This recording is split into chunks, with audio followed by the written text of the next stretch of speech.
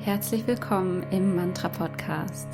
Mein Name ist Johanna Hector und ich freue mich, mit dir in die Welt der höchsten Worte und Klänge einzutauchen.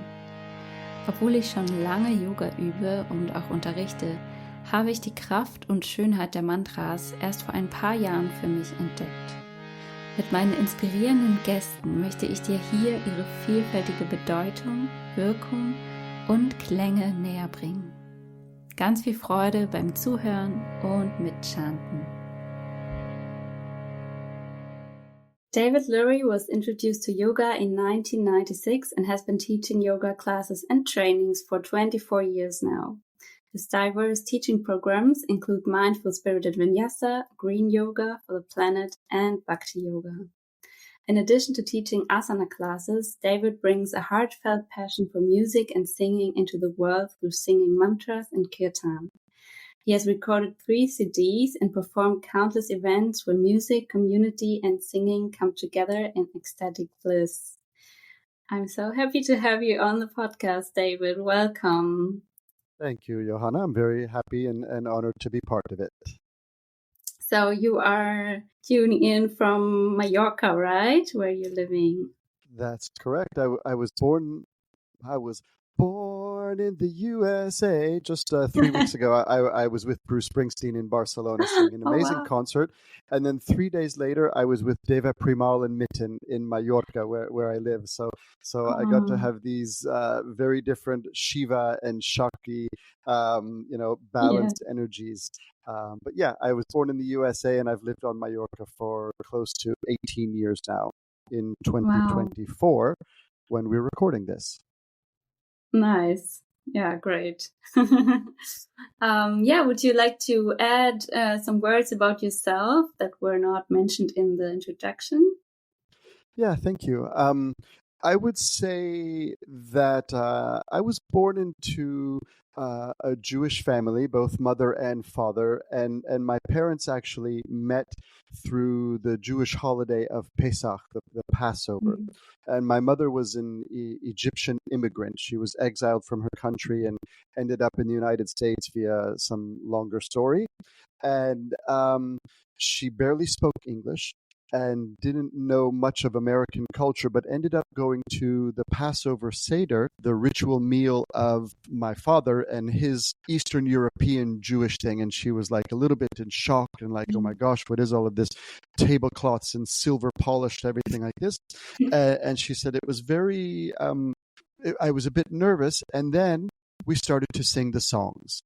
And as the songs came about, it made me feel connected to this family of strangers that had invited me into their home, because the songs and the prayers were the same ones that I was singing in Egypt. And here they are in the United States and coming from Eastern European and singing the same prayers and the same songs. And so that part of the introduction of musical prayer in my life has been with me my whole life. I've also veered in a lot of different directions musically, but in the year, I guess it was also around 2000 when I did my first yoga teacher training, I went to my first kirtan with a man named Jai Uttal.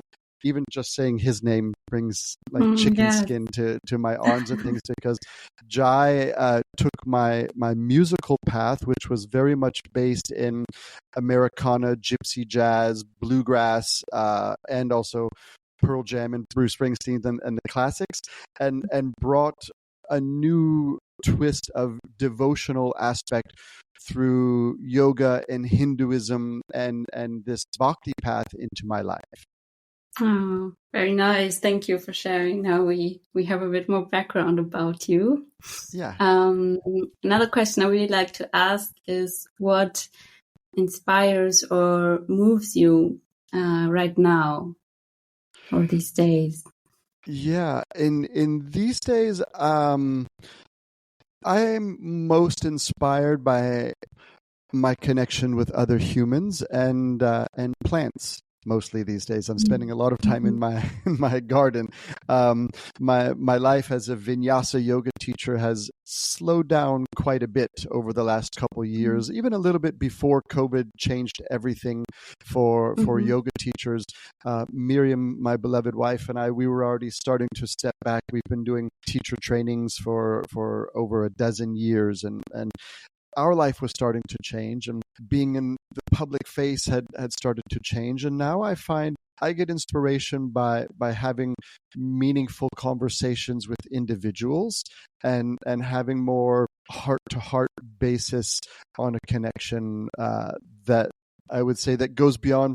I still love being in front of a group. Let me say that first of all, and like I can be that part. But now I'm getting inspired more by individual and, let's say, more intimate connections. Yeah, I can really relate to that. Yeah. Okay, thank you. So let's start diving into the mantra that you're bringing to the podcast today. Which one is it? And could you explain its meaning as far as we know, and maybe even the origin? Sure. We're going to sing today a mantra that has a melody that I came up with. And the origin of it, I think it was probably around 2013 or 14. I remember very clearly. Miriam and I were preparing ourselves to lead a Shiva and Shakti retreat. One of the only ones that we've ever led as a couple, about like Shiva and Shakti dynamics and partner and things like this. And we said, well, we need a song for it.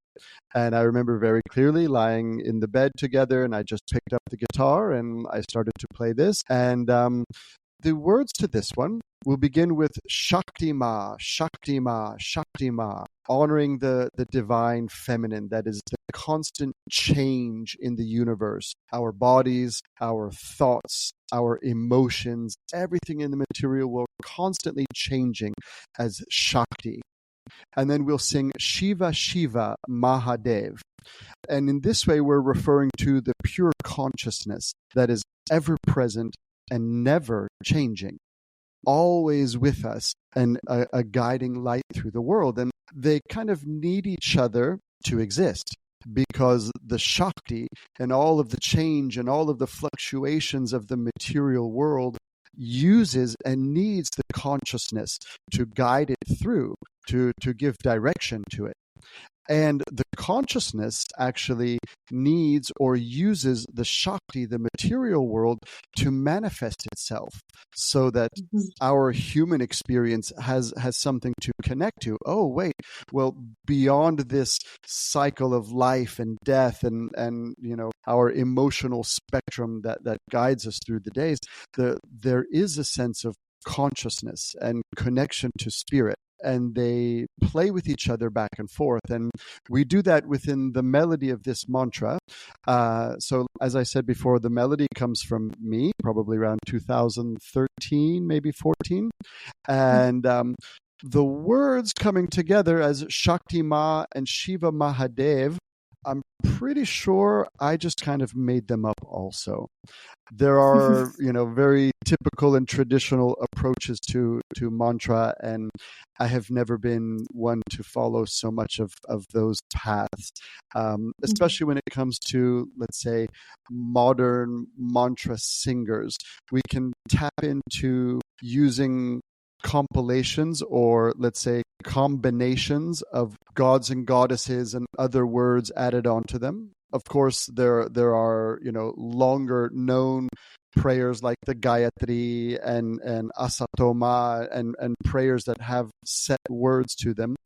But I've always felt like just being able to tap into the frequency of divine energies allows us to say their names. And Jai always said that there is no difference between God and the name of God. So as we call that name into our voices and into our hearts, there comes this connection to it. So we can say that Shiva and Shakti are like the base of the tantric philosophy, right? The tantric teachings. And yes, a wonderful concept in my opinion. I really, love also how you explained it, right? That the one cannot be without the other, and we need both. And at the same time, we already have both within us. We are Shiva and Shakti. And yeah, maybe just one more thing. You also said the word Ma and Mahadev. Could you also say something about those words? Ma, like most, I think, Western languages, we are referring to the mother, the divine mother. So Shakti Ma is the divine mother that is constantly changing around the world. So the feminine principle. Mahadev is one of the names of Shiva. Maha means great, and Dev means the god. So we're singing to the great god of Shiva. That is the representation of pure consciousness. And here it gets a little bit of a gray area, because there's the tantric vision of Shiva, which is not the god Shiva itself, but consciousness. And then there comes from Hinduism, Shiva Mahadev. So here I've taken a little bit of creative license to make it be, kind of flirting with both sides, the tantric aspect of Shiva, that is the essence of consciousness, and also Shiva Mahadev, that is represented in the god of destruction in the Hindu pantheon. Yeah, great. Thank you. So I think you already mentioned a little bit how this mantra came to you, and also I think it's a wonderful story of how intuitive mantra chanting can be. Can you tell us a little bit more about what it makes you feel, or if it has moved something in your life too, or in this retreat maybe that you gave with your wave?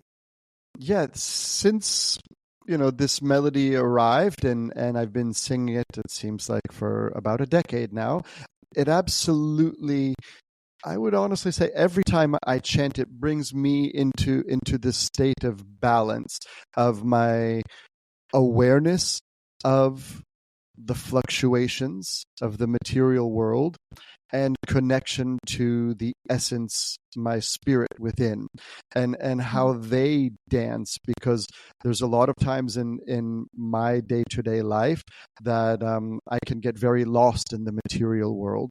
And there are other times that I can be lost in my spiritual practices. So I would say that when I chant this and when I sing this, it definitely helps me to bring that state of balance. Melodically, there's also something with it where, it has a beautiful flow to it, that when I sing it in groups and people come together, it has a beautiful way of, let's say, harmonizing the group process, because of the way that the looping of the mantra comes around and again. Oh, that's interesting. Okay, thank you very much for sharing. I think now we cannot wait to hear it.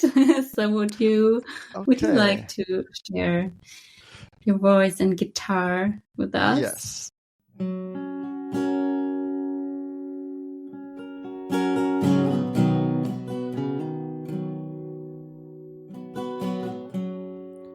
Shakti Ma, Shakti Ma, Shakti Ma.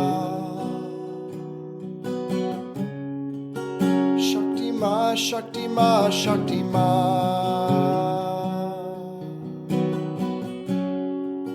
Shakti Ma, Shakti Ma, Shakti Ma.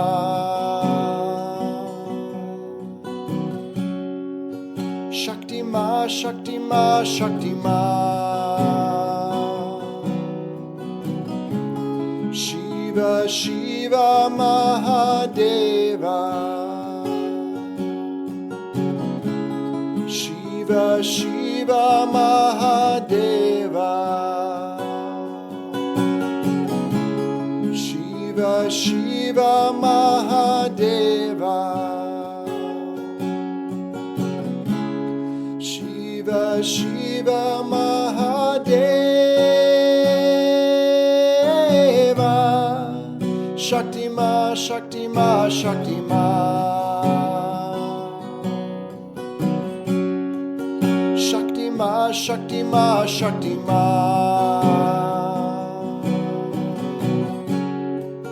Shakti Ma, Shakti Ma, Shakti Ma.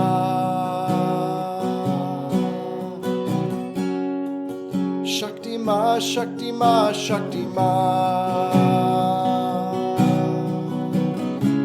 Shiva, Shiva, Mahadeva. Shiva, Shiva, Mahadeva. Shiva, Shiva, Mahadeva. Shiva, Shiva, Mahadeva. Shakti Ma, Shakti Ma, Shakti Ma. Shakti Ma, Shakti Ma, Shakti Ma. Shakti Ma, Shakti Ma, Shakti Ma. Ma, ma, ma. Shakti Ma, Shakti Ma, Shakti Ma.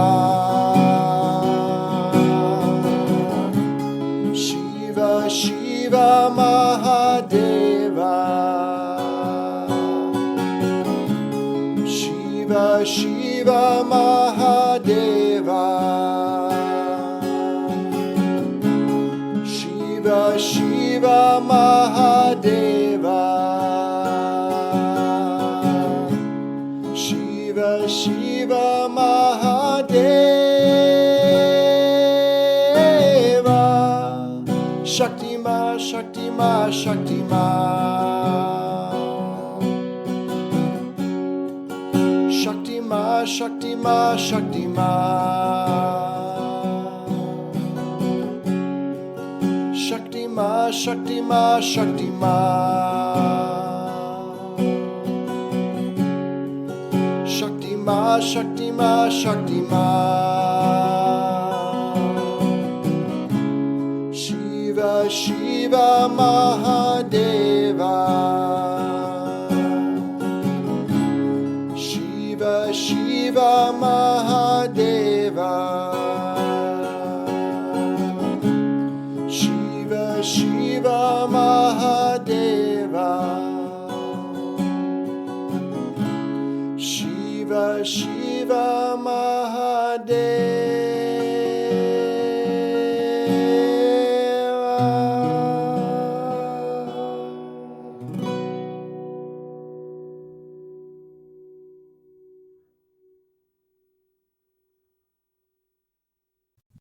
Mm. Thank you very much. It's beautiful. You're welcome. And I could And really yes, feel yeah. the different energies and also the balancing of those energies. Yeah. This is what I was about to share. I mean, of course, I'm a little bit nervous with the microphone and the camera, and I even have a light here, and there's all of this stuff here. But nonetheless, I feel a bit more grounded and connected, having just sang a few rounds of it. Yeah, and I love that because it always has this effect, and it's so powerful, and also why I'm doing this podcast, because it's available to all of us, and actually such a simple and beautiful way of connecting to ourselves and grounding in the moment again. Yeah. Thank you very much. You're very welcome. My pleasure. How does your sadhana or spiritual practice look like at the moment? And is mantra part of it? Or how? I guess it is. Yeah. I would say my sadhana and spiritual practice, as I mentioned at the beginning, has a lot more to do with being with humans and being with people that I love, and consciously listening and engaging with people on conversations about substantial parts of our human existence. Mantra, I have to say, at this point, in all honesty, I do 2 or 3 kirtans a month here on Mallorca or wherever I'm traveling, and that tends to be the main focus of it. I have instruments around the house, and Miriam and I will pick them up and play a song or make some music like this. This also feels like part of my spiritual sadhana. even when it's a Bob Dylan song. So it has a whole another layer to it. I'm very consistent with my yoga asana practice, and for me that brings me into my body and out of my mind, which is one of my biggest, let's say, opportunities as someone on my spiritual path, because I tend to get lost in my thoughts a lot. Yeah, I know little people, if any, who don't. So I guess everybody can relate. Yeah. Thank you. So biggest challenge. Yeah, and in that way, after my asana practice, I will sit for oftentimes 10 minutes, 15 minutes of just seated meditation. Gratitude practice is very present in my life right now on a daily basis. So I would say those are the main focuses. Yeah. Thank you also for sharing how it can be, let's say, not the typical things like asana, meditation and pranayama, but also, just mindful listening and really being present with yourself and other people while doing whatever. Yeah, I think it's really important. In my younger yogi days, it had to be a 90-minute asana practice followed by a 20-minute meditation and a japa mala. So now at the age of 51, I'm in a new place. Yes. And in 20 years, it might have changed again, right? Oof, I hope so. Yes. If not, then it's not working. Right. Yeah. Okay. Slowly coming to an end. One last question. What is one word that our world needs the most right now? I'm probably repeating what most people that come onto this podcast would say, but the first word that popped into my mind is love. Both giving and receiving, to love and be loved. Yeah, I don't know if you want me to expand on it because you asked for just one word. So love is the word. Whatever you prefer. I can say that at least before you, nobody has mentioned this one yet, and it's very interesting. Wow. Okay. how different it is. So yes. So I'll give just a little reflection on that. Is that giving and receiving of love is the cycle that can heal most of our wounds, or let's say has healed many of my wounds and those that I am with on a close basis. And those who are dropping bombs and those who are manipulating with financial and governmental things and all of this stuff, if love reaches them in a pure way that they can practice giving and receiving, I think they would probably stop doing all of that stuff. Mm-hmm. Yes. Thank you. And what a perfect sentence to end, because if this episode contributes to bringing more love into this world, then I'm more than grateful and happy. And thank you so much for contributing as well with your voice and time to that. Where can people find you, chant with you, practice with you? I know that you've got a wonderful festival in Mallorca coming up. Yes. It's the last weekend of August this year, and we will continue to do it sometime end of August, early September. I'm part of the Yoga Del Mar Spirit Festival organizing team. That's one place.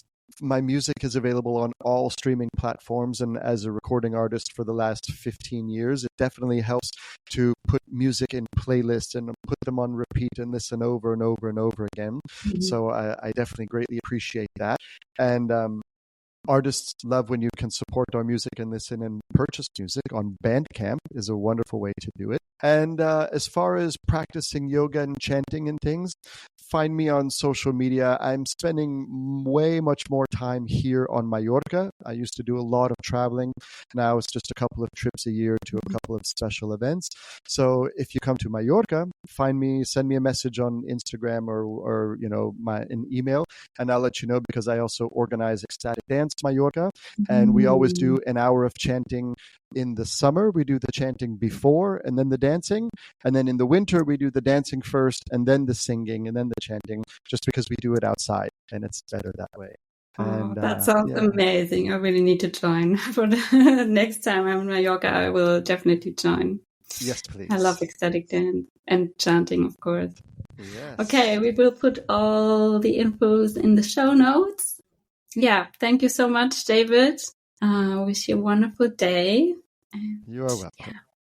Yeah. Okay. Bye-bye.